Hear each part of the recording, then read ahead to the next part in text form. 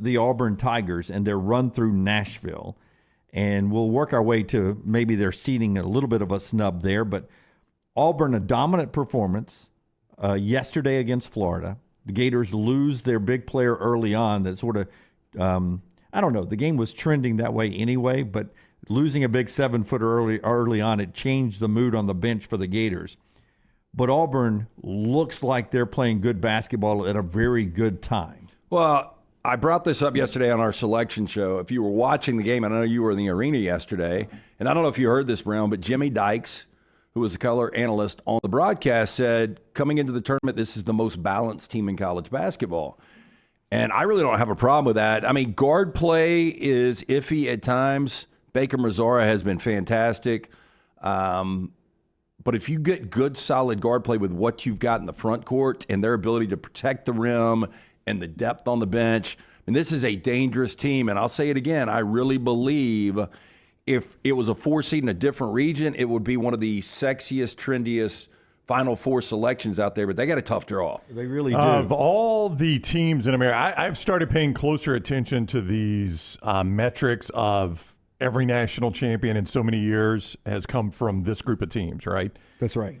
And all year long, with the exception of one metric, more on that later this week, Auburn has checked every single metric box. I mean, and that's been all season, really. All season, they've been in those windows where you got to be this good defensively, this good offensively. You got to have this stat in your favor or that stat in your favor. They've checked every box, but all along, everybody's like, yeah, but boy, look at that quad one record. They just haven't beaten anybody any good, and they've started to erase that now. Or all year long, everybody's like, yeah, but they get the boost playing in Neville Arena. Get them outside Neville Arena and see what happens. And now they've erased that. I mean, Bridgestone may have sounded like Neville Arena, but it wasn't Neville Arena. Taylor, the comment that Taylor hated all year long with me, I was like, we'd be in an Alabama game, and I'd be like, largest crowd to see a basketball game in the state of Alabama today. And she'd look at, would you stop that?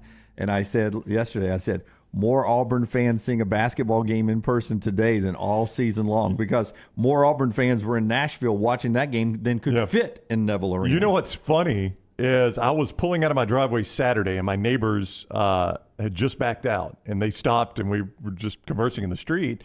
And the wife, this is a sweet couple, and the wife was like, we're thinking about going to Nashville tomorrow. The tickets were really low this morning, but they've shot up since Auburn got there. We're thinking about going. And I was like, I'll be happy to check with, ATIX and let you know. And then before I could get out of my neighborhood, another buddy of mine texted me, and he's like, hey, what do you think ATIX has on these Auburn tickets? I'm thinking about going up there. And then I realized that's one of the cheaper tickets they've been able to see Auburn with all year. Yep. Like if you go to Neville Arena, that ticket is probably less in Bridgestone than it was for most games at Neville. You got to have faith in your team when you want to buy cheap tickets, because it was $18 a ticket for the rest of the tournament if you bought on the day Tennessee and Kentucky got eliminated. That's what the market was flooded with. Tennessee and Kentucky folks. If you've never been to an SEC tournament, now most tickets are mobile now. But if you've never been to an SEC tournament where Kentucky got eliminated, it is a sight because their fans just flood out the arena, holding up tickets or, selling books of tickets. Books of tickets. And I don't, they used to call it Catlanta when they would play in Atlanta. And I'm not exaggerating. With the tournaments I've been to, it seems like 50% of the fan base is Kentucky. The fan bases. That's totally collectively. True. Until they get bounced. And then they got bounced, and the Auburn fans took it over for good reason because their team's playing tremendous basketball. But by yesterday morning, it was about 120 for a get-in for that game. I talked to a lady during Reverse Tiger Walk. She called her whole family, texted the text family chain, says, I'm driving from down in Spanish Fort to Nashville. Who wants to go with me? Yeah. And a couple of daughters jumped in. The husband stayed home. I don't know if he's a Bama fan or what, but that part of the family drove all the way from Spanish Fort up to Nashville and was there in time for Reverse Tiger Walk. I know from Steve Susi at ATIX, from texting him after that conversation, the get-in Saturday afternoon was still around like $120, and the prime seating was about $350 a ticket. Yeah. But, I think you felt pretty confident as an Auburn fan you were going to watch your team stand in the confetti. At least I felt that way. Top 15 adjusted offensive efficiency, top 15 adjusted defensive efficiency. They're holding their opponents to 43% on shots inside of the arc. But you look at the draw. You can make an argument, most difficult 1 seed in that region with UConn, most difficult 2 seed in Iowa State, who just won the Big 12 championship. Yeah. And, say what you want about Illinois, but they just won the Big Ten championship. That's how you yesterday. get the title region of death. That's right. And we'll break down that region of death later on. But as an SEC champion, here's Bruce Pearl yesterday on the podium with net around the neck. Winning the championship this year means even more because the league was so good. I mean, this is. I was telling Garth before, and I told my son Steven, we've won a few of these. I think this one is the most special. Maybe it's because, it's in my 10th year here at Auburn, or because the bond that this team had. I wanted it really badly for these guys, or maybe just the fact that this league was that good. So proud of my team. That's Bruce Pearl right there. Proud of this team. The unity is huge for that team. We'll talk about where they are in the NCAA tournament coming up in a second. Rockstar Get Cut 8 ready to go. Andy Kennedy's team wins yesterday as well to punch their ticket, an automatic bid there. Andy comes on our show every week. And to say this season was a little bit of a roller coaster would be an understatement. But they had some big moments. Those home wins against Florida Atlantic and Memphis were big moments in front of a packed Bartow. Top 20 Ken Pom teams at the time, or AP, at least AP poll ranked teams at the time. And then towards the end, they'd win a game. You think, oh, that's a good sign. Then they'd lose one. You're like, oh. It was a roller coaster. And then they get to the American, and it opened up for them, and AK does it again, punches another ticket. He does. I can't remember the game he came on with us after, and he was just beat down. I'd never seen AK like that, honestly. I can't remember the Rice. Was it Rice? It was Rice. It was when they just got bodied by Rice, and he was like, guys, I wish I could explain it. I mean, that was low as I've seen Yeah, I mean, Andy. he talked about, and we asked the question, most frustrating loss in your tenure, and he was like, yeah, I think so, because couldn't really explain it. And they did get the benefit of getting Temple, a team that couldn't believe it, Lance. And you guys helped me because I had Temple against UAB when the Gaming Bureau came out and said we're investigating this game. It kind of went away, and they won that game at like 30 plus, and then Temple makes this incredible run in the American, and so I thought they got a really good draw, being a 6.5-point favorite yesterday. I had not thought of it. You just brought that up. I know what you're going to say. Like, from the moment that story broke that it looked like Temple was fixing games, all of a sudden they just started winning every game they played. It's like all of a sudden, hey guys, can't take any more money. Let's go out there. Literally play 40 minutes of basketball. You know who that reminded me of? Who started being a good baseball team last year when Bohannon got Alabama. fired? Alabama. Yeah. Weird, huh? It was weird. Yeah, I was blown away that Temple, because, obviously when UAB won the early game Saturday, I knew FAU and Temple was late. I was like, this is going to be pretty cool now. UAB, FAU, the Conference USA matchup. It's been kind of those two back and forth. It's USA since AK's been there. They're going to get to play again this time in the American for a right to go to the tournament. And then, boom, Temple beat FAU. I was blown away by that. But to your point, UAB had just run Temple a few weeks early. In fact, one of only, I think, 3 teams in like 20 years to score 100 points on them. Yeah, but I didn't see this coming. Again, we speculated that, and we knew at this point last week, or we would know on Tuesday, that Samford was winning their conference tournament and they were squarely in. We knew Alabama and Auburn was going to be in. I just didn't see UAB going on this run, but great for Andy Kennedy, great for the state, and it's going to be a fun week. Andy never lost faith. This is him in Fort Worth after cutting down the nets and taking that championship trophy up on the podium. I am really proud of this group. I've been doing this as a head coach for 17 years, been in the game over 30, and I don't know if I've ever had a team that grew as much as this team throughout the course of the season. I think they really started to trust and believe in one another. And once we found our formula and we developed the discipline to stay to that formula, I think we showed what we were capable of doing. My goal was to get this program back to the Bartow standard. And some people that aren't really as familiar with Gene Bartow as others would say, okay, what do you mean by that? These moments, having an opportunity to compete for championships, having an opportunity to climb that ladder and cut down nets, having an opportunity to play meaningful basketball in the month of March, and then putting these kids in a position where they can fulfill a childhood dream of being a part of March Madness. Now, this is the best basketball league UAB's been in since the original Conference USA or the Great Midwest. Louisville, Cincinnati, when all those teams were still in CUSA. So for them to do this in their first year and come out of now the American to be in this bracket, not a one-bid league, That was a big moment for UAB moving into this, because football was sort of in a transition this year with Trent Dilfer, and their first year in the American really didn't live up to the standard I think we had before in Conference USA for UAB football, what Bill Clark and them had done.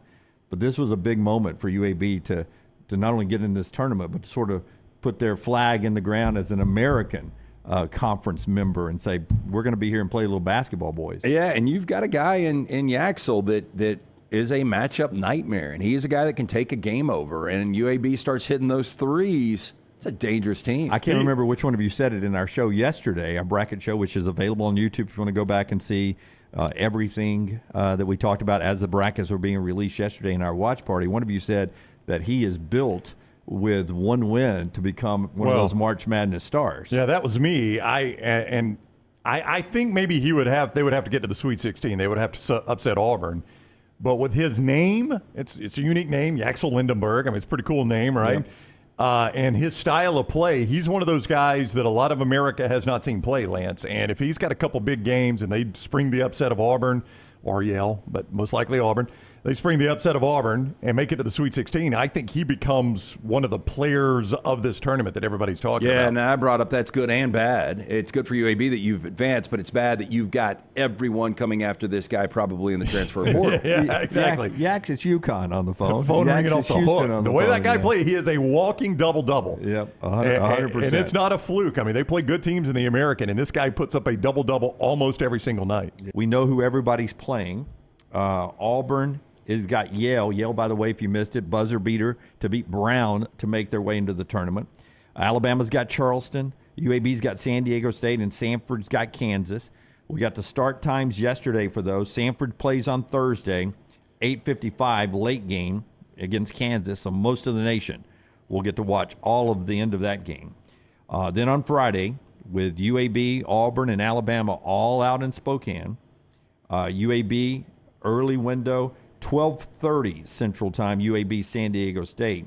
Yale and Auburn go at 3 o'clock Central Time, and then Alabama goes at 6:35 Central Time against Charleston. So those are your X's and O's there. And I'll go first. We talked a little Auburn. We talked a little Samford. Alabama, we've been saying it all year long. They've got to get a little stuff fixed in some places. But as far as a draw goes, that's about as favorable of a draw you can get in the opener against Charleston. If they were to advance against St. Mary's, now you go up against one of the better defensive teams in America, and now it gets real for Alabama. But if you had to place me in a bracket for Alabama, that's not a bad place to be. Yeah, you could tell Nate Oates not only didn't really want to do that media hit yesterday. How many times did he say, hey, when I get out of here, I get out of here. If I can ever get off this Zoom, we're going to start breaking down the tape. But you could kind of tell, and I said before he came on, I think you're going to see some quiet confidence in Nate Oates. Although the team is playing bad basketball right now, they seem lost. Obviously, defensively, they're not hitting their shots. But as far as four goes, I mean, and I'll say it again, if you put Auburn where Alabama is, I think Auburn is the trendiest Final Four pick out there. But it's a really good draw if you can get by Charleston, and this is a team that dominated in the Coastal Athletic Association. Then you get a favorable draw with St. Mary's or Grand Canyon. The thing you like about Charleston, if you're an Alabama fan, is their defense actually statistically is worse than Alabama's. And if you're an Alabama fan and you've watched in frustration the Alabama defense, know that Charleston's actually, by the numbers, Lance, is worse. And their offense is nowhere close to as good as Alabama's statistically. So that matchup in and of itself right there tells you that favors Alabama. The way Charleston plays defense and the way Alabama plays offense, you got to like that matchup right off the jump. Yeah, Pat Kelsey is a coach, though, now in his fourth NCAA tournament. They were there last year. They lost to eventual runner-up San Diego State by 6. So this is a team that, the stage is not going to be too big. And it is a top 60 offense. They're averaging 80 points per game. And I kind of jokingly said this yesterday. You take that, if it's 80, against everybody, what is it against Alabama? 85, 90? Yeah. I was joking when I was looking at some of the analytics.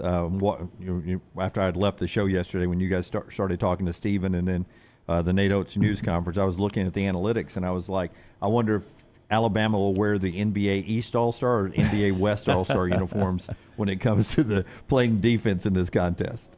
It'll be All-Star-esque at times. Well, there are a few teams, and, we could specifically stay in the SEC. If they play 40 minutes of defense, if they give the best effort of the season, and you would assume once you get to this point you will, but Alabama and Kentucky are two really, especially Kentucky, really dangerous teams if they give that effort. Now, I will say, looking ahead, St. Mary's has got a lot of length, and their defense is really, really good. Number two, I think. Fingers? I think number two in the... In KenPom, they're 16th. It's a top 20 defense for sure. Top 20 defense, but it is also... You can neutralize that a little bit if you could shoot with a smaller lineup. You could take some of those 7-1 guys, 6'10 guys out of the game. So I kind of, if you're Alabama, I think you like your spot. I think Alabama got treated pretty well for a 4 seed. Well, and you got in my opinion, the number one that has the most questions in North Carolina. They're number 9 in the KenPom. That means in KenPom, there are 8 teams better than North Carolina. I mean, right now, Auburn and North Carolina neutral site. North Carolina's probably going to be a 4.5 point favorite, but I would like Auburn in that matchup. Yeah, I mean, just Janai on Baycott, is that his name? Yeah. Armando Baycott, a guy that played for a national championship 2 years ago. Yeah, and a guy that really has cashed in. Game probably not good enough, kind of one of those tweeners next level, but NIL. Yep. So good draw for Alabama, and then there's Samford, Rockstar. Let's go back. Let's hear Nate Oates first. Nate Oates on the podium. Talking about Alabama's mindset of where they are after what happened in Nashville before they make the long journey to Spokane. Obviously we're trying to win the SEC tournament, but might have been a blessing in disguise for an NCAA tournament run to get our legs a little more rested, and not playing until Friday gets us there even more, because we haven't had our full allotment of guys on no minute restriction since that Texas A&M game when we were playing pretty good basketball. So I think this Friday will be the first time we've got everybody healthy, ready to go since that A&M game. Yeah, and that'll be important. Again, I was lucky enough to do the Crimson Tide radio network up there. Late, you had Wrightsell leaving the floor, going all the way to the locker room, coming back, icing his knee, having to try to. They were checking it for a tear. I've heard nothing that it's anything serious, so he's going to be good to go, I guess. And you still have the back issues from Estrada. He's always got one of those bands on where he's getting massaged all the time. And still, it seems like something's off. And I haven't heard anything internally. And Nate just signed his contract extension. Yep.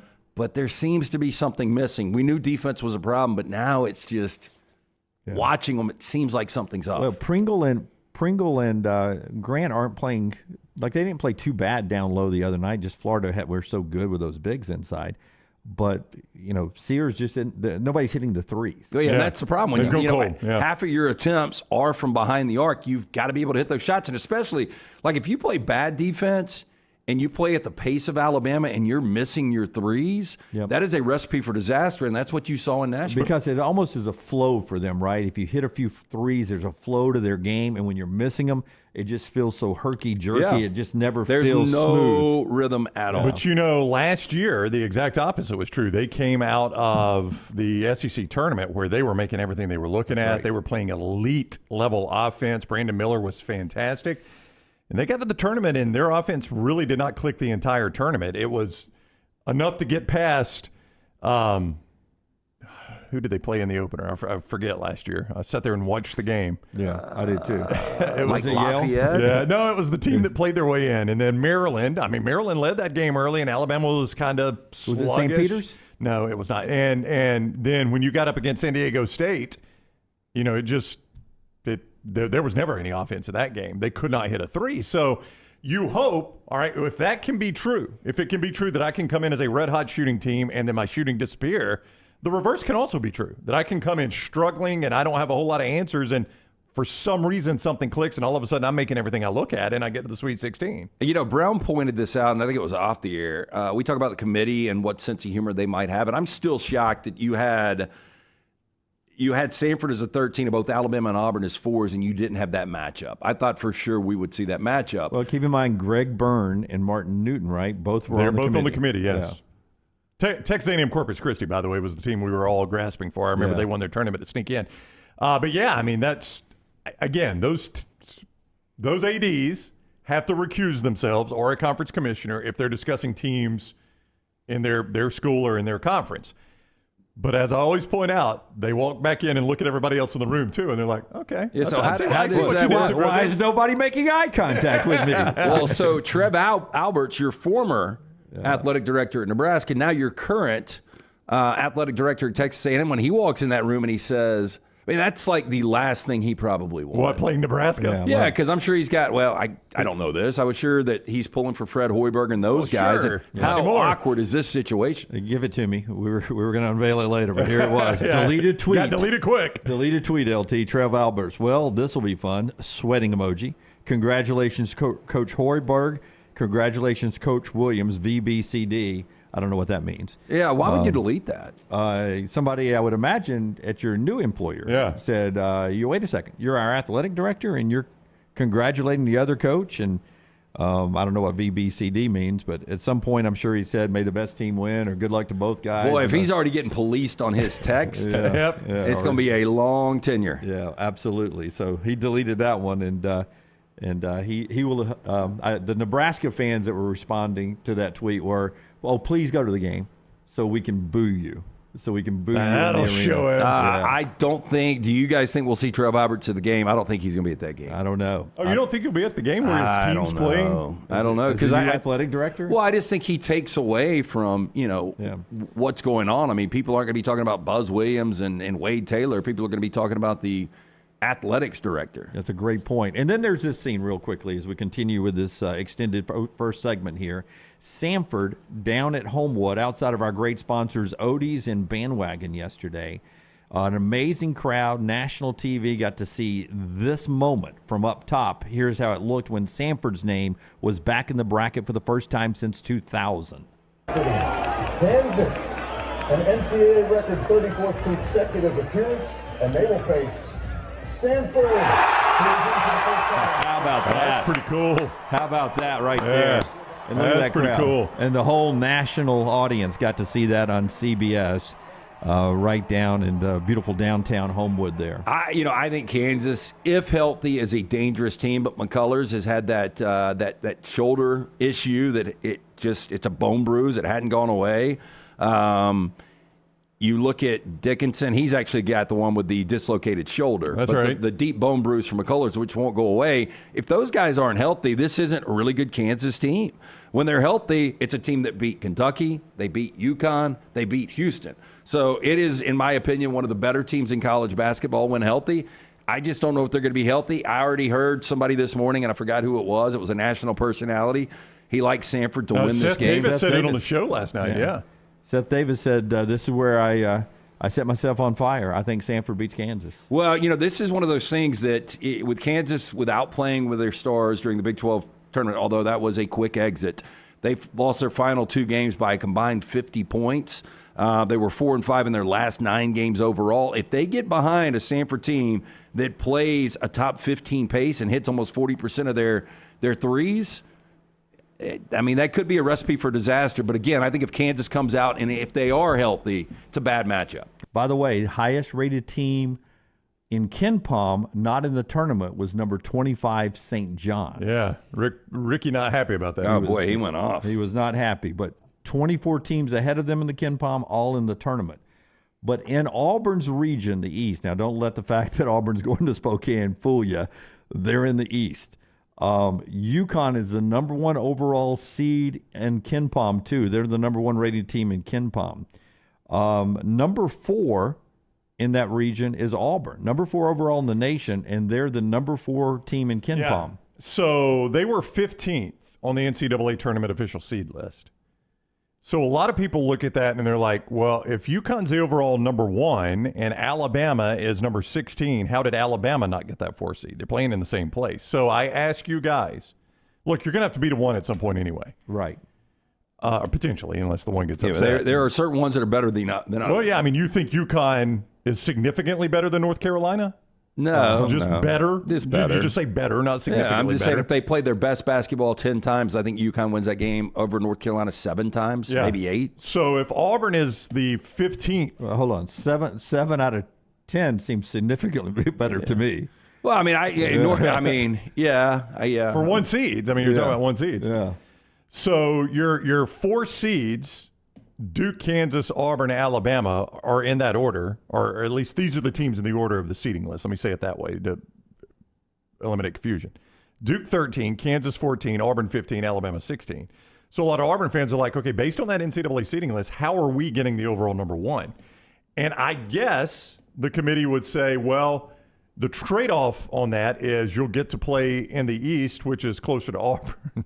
I mean, it's in Boston. I don't know how close it is to Auburn. Yeah. I don't know how you make that math work there. Can't you move it by? Oh, you can move it, yeah. But I'm just saying. But you would have to have some sort of justification for moving it. Like, what's the justification for saying, you know what? By our seed numbers, Alabama should be playing UConn in the UConn region, but let's put Auburn there. I mean, I don't know what your justification would be. I mean, realistically, who the better team is, Kentucky or Auburn? I think it's Auburn. You know, if Kentucky is playing with effort, it's a little bit different, but Auburn should be that 3 line. I said they were one of the best 8 teams in basketball. They should have moved up to a 3 line. You heard Stephen Pearl, associate head coach, when he was on with us yesterday. They obviously, I mean, it's hard to be a coach and get these guys to play maximum effort over these 3 nights when you know ultimately, I mean, it's nice to cut down nets, but it's not going to do anything for our seeding. Yeah, I would tell you this, Brownie, and right or wrong, if Alabama was where Auburn is, who do they play in the second round if there's an upset? UAB. And who's on the committee? Greg Byrne. So you really think Greg Byrne? Martin Newton's there too. Martin Newton knows the history. I can't believe Auburn as a 4 seed got flushed to the region they did, because they shouldn't have been a 4 to begin with. I understand trying to deflect and stay away from that matchup. But just to finish what I started here, UConn is 1 in the Ken Palm. Auburn is 4. Then you have 10 right there with Illinois. You've also got 16 in BYU and 21 in San Diego State. You look at the others. Where's Iowa State, real quick? You didn't even mention them. Oh, excuse me. Iowa State is 5. Iowa State is 5. So you've got 3 top 5s. 4, 5, 10, 16, and 21, all in the same region right there, according to Ken Palm, which Brownie says all the time is who the coaches look at because they feel that's the best metrics of who the better basketball teams are. It's clearly not what the committee looks at, because they got Iowa State 8th and they've got Auburn 14th. Well, who's more important, the coaches that actually study these analytics or the committee? And the committee, they're the ones seeding the tournament. I get that, but I'm just saying that something has got to be done if we're putting this much weight into it, because you cannot have 3 top 5s in one region. You can't have 4 top 10s in one region. It doesn't make sense. But compared to, say, Alabama in the West, Brownie, you've got you have North Carolina's the 1 overall seed in that region. They're 9 in the Ken Palm, so 8 teams better than them on the metrics. Obviously 4th in the seeding list. Yeah, Arizona, 2 seed in that region. They're 6th in the Ken Palm. 6th on the seeding list. Yeah, the 13th team in Ken Palm is Alabama. That's the 3rd highest rated Ken Palm team in that region is Alabama. Well, that's what's weird. Everyone else is 14, 23, 20. It's a region that also has 3 teams that are lower seed favored in their games in the first round. Yeah. But, Alabama, it seems like the committee looked into those analytics for Alabama, because I thought they were overvalued as a 4. They're not playing like a 4 right now. But let me ask you this. They're not. Those metrics are important. Do you think Auburn fans would be okay with this if they were still the 4 seed in the East playing UConn, but their first round game was in Memphis or Charlotte or even Indianapolis? Yeah, I mean, because they would say, okay, yeah, we got UConn, but hey, look, we're close to home. I mean, it's like, yeah, but it's and I see what you're saying, and at the point, and you would get a ton of Auburn fans there. But this team wants to win a national championship. You heard the entire week. It wasn't about going and winning 3 there. It's about closing the season with 9 consecutive wins. And I know Alabama fans will probably laugh, but if you watch that Auburn team, the way they're playing right now, they could. Phoenix is not a big stretch, but when you're playing UConn in the first game of the second weekend, that is a lot to ask for a team that's expectation is to win a national championship. Okay, now I'll say what Alabama gets to do if they were to make it to the Final Four. They get to fly to Spokane, then they can just stay out there, go to Los Angeles to Phoenix, and you never come home. You tell everybody, you were telling me on the phone last night, what Auburn has to Well, do. Boston is a Thursday-Saturday regional final. The nightmare, let me just give you the nightmare scenario for Auburn. And we don't know if this could happen yet or not. Let's say Auburn, San Diego State, or Auburn, UAB is the late, like TNT, TBS game on Sunday. Because they now have that game, I think it tips at, is it like 6 something it tips at? Yeah, The something like latest that. Sunday game, I don't know the exact tip time. But they've got that late Sunday game. I mean, you could, in theory, play that game so late that you don't leave till Monday morning. I mean, I think Bruce Pearl and his staff would have to make a decision. Do we want to play the game, bus to the airport, take the red eye back to Auburn, or do we want to sleep in a hotel and just fly back Monday morning? Or fly straight to Boston. Or do you just fly straight to Boston? Do you just, if you're Auburn, and I'd be curious to know, we'll ask Steven tomorrow. You know, I know some coaches are superstitious, probably don't like talking about this, but you have to make the plans. If you're Auburn, do you just go and say, we're not even coming back to Auburn? Do not go back to Auburn. Because I don't think Alabama, there's any way they would come back to Tuscaloosa. No. Alabama, I'm sure, is packing, hoping, we are going straight to Los Angeles. Well, don't even think about coming back to Why would you Tuscaloosa. change your body clock like that? That's right, yeah. Because Auburn was talking yesterday. Remember, they stayed and watched in Nashville. Right. So it was a late flight back to Auburn. Yeah, Taylor and I got back. Taylor got back a lot faster than I did. She was on By a the flight. way, you ever ridden with her? No. Yeah, I have. Yeah, I haven't either. I was trying to keep up with her for a while. Yeah. I had the Alfa Romeo 88 to 90. Little T gets and after it? She was pulling away. Yeah. If any law enforcement are watching, I'm sure it was within the speed limit. We were on the Autobahn. Yeah, but Jim was going slow. I couldn't keep up with her. But Auburn got back late last night. They were discussing yesterday about leaving Tuesday to fly out an extra day early to get to Spokane to get their bodies. I don't know what for Alabama or any of them, but I think their it's- first practice I day, would. because it's a Friday game, the practice is Thursday. Inside the arena, the stuff you have to do for the NCAA folks, the open practice, the news conferences, is not until Thursday. So a normal trip to, say, Memphis or Charlotte, you would do on a Wednesday. Well, I would almost fly up Tuesday and give them Wednesday off and let them get acclimated in the same. If they are to advance out of this and they get to Boston, get up there, give them a day off, maybe even 2 days in Boston, and let their bodies get acclimated. I mean, this has got to be a tireder Auburn team right now with not only the way they won those games and playing all the way through the tournament, but just the energy they exerted. Hey, if I'm Alabama or Auburn, I don't even consider coming back to Tuscaloosa or Auburn. My plan is we're going to Spokane. We're advancing to the Sweet 16. Boys, we're flying straight to L.A. Y'all pack for 2 weeks. And if I'm Bruce Pearl, we're going to Spokane. We're advancing. We are flying straight to Boston. Maybe the Celtics will be in town, and we'll have a team outing for a Celtics game, or we'll go to a Bruins game. You know, Bruce has got those Boston connections, right?